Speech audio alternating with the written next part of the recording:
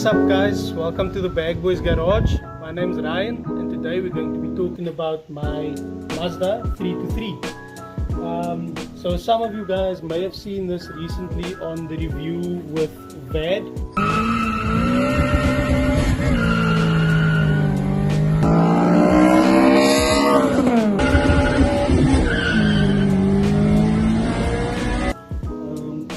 Also post on TikTok. I've posted the entire build up on TikTok, so some people might have seen it there, but if you haven't, let me just give you a quick overview of what the car is. So just to sum it up, I will put a link down in the description of Vad's video. We did a full review on the car, but to sum it up for those who have not seen it yet, this is my Mazda 323. It's got a VVL swap.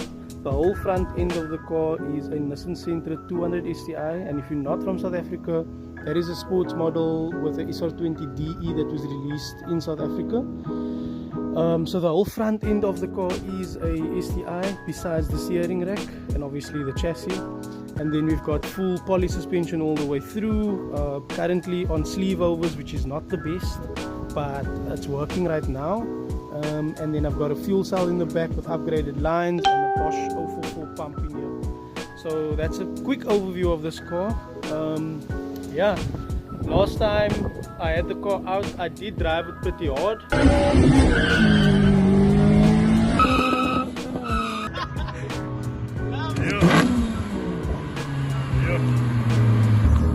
Hy got het eens lekker in, hè? Ja, we vang het lekker. Pretty fucking hard.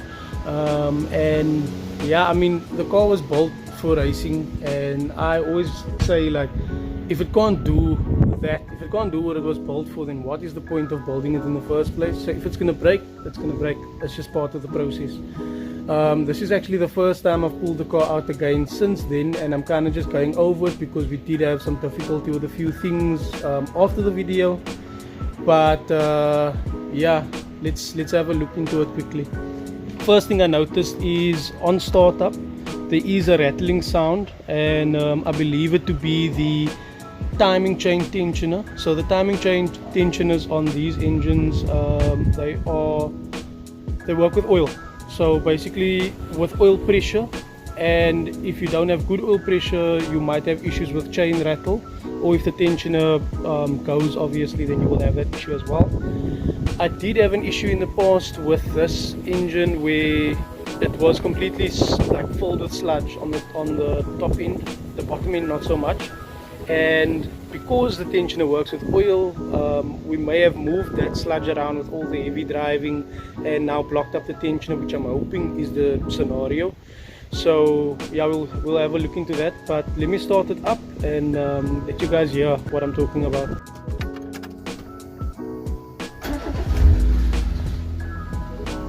You won't hear it now immediately, but as it continues to idle, it will eventually get there.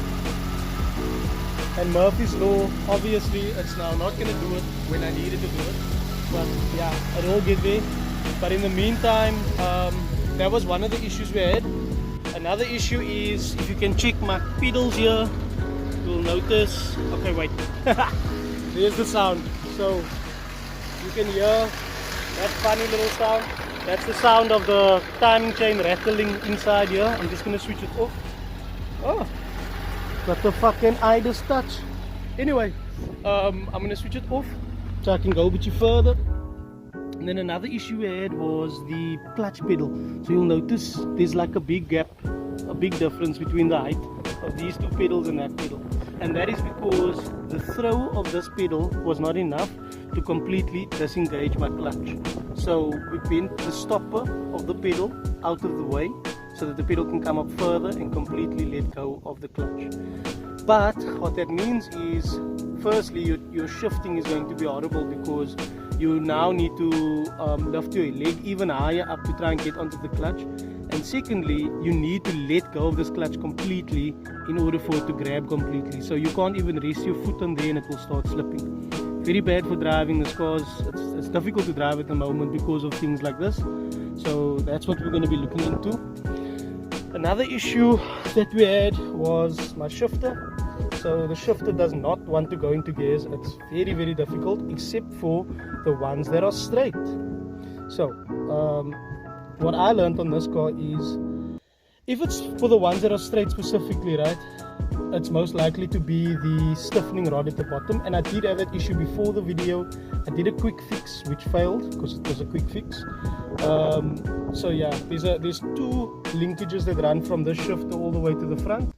The one goes to the gearbox to select your gears, and the other one also goes to the gearbox, but it doesn't get moved. It's to hold this the base plate of the shifter in place so that the other linkage can grab the gears properly. So it will go into gear, but you literally have to force it in, and that's why you'll notice, let me insert a clip now if I need to shift this car. But yeah, that's another issue. Another issue that we're having is the wheel bearings started going on this side, but the back end is still Mazda, even though everything was refreshed. Ironically, everything but the wheel bearings were refreshed. So I'm going to do the one side, but because I'm busy already, I'm just going to go for both sides in one go, and then we should be sharp. And then the biggest problem that we have here is my mounts. So this mount here, this mount sharp, this mount here sharp, doesn't go anywhere. But this engine, remember guys, the engine twists back and forth. So before I purchased the car, it was in the front end smash, and you'll notice down there's some very shaky welds that were done there, and it's on this side as well. So they welded this bar into the bottom there, and those two bolts you see there is actually for the subframe, which runs all the way through underneath the engine, and ironically is where the mount is mounted to. So those welds are causing for this mount to move, so we need to replace this bar at the bottom. And then because of that, the back is also shaky. We welded onto the chassis. Granted, it was a learning experience. We welded onto a spot that was a bit too thin, so we need to beef up that weld, but that mount. But the bigger issue is there is 3 bolts in the back there. It's supposed to be 4, but there's 3 bolts that bolts the mount to the gearbox, and 2 of them are stripped.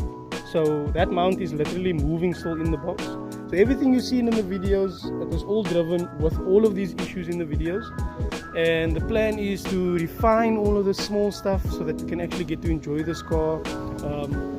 My goal, I think maybe by the mid of this year, is to try and have this car as a daily drive. I would at least say I drove 2 weeks to work with the car with no issues, and getting to enjoy it.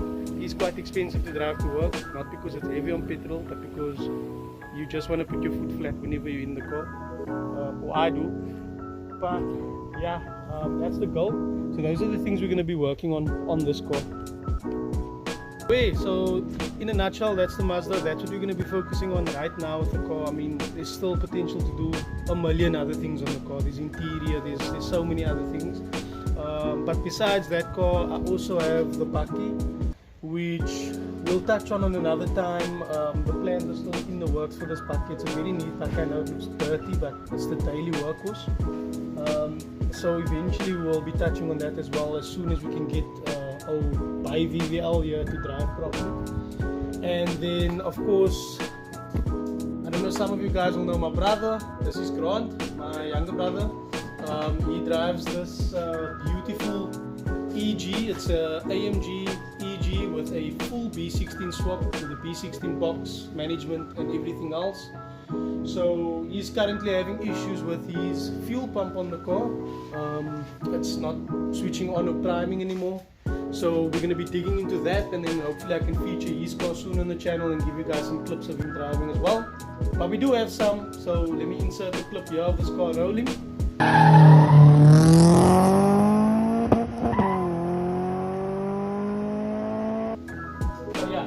So guys, I'm not going to be digging into the Mazda right now. I will release a full episode starting with some of the work that we need to do on the car.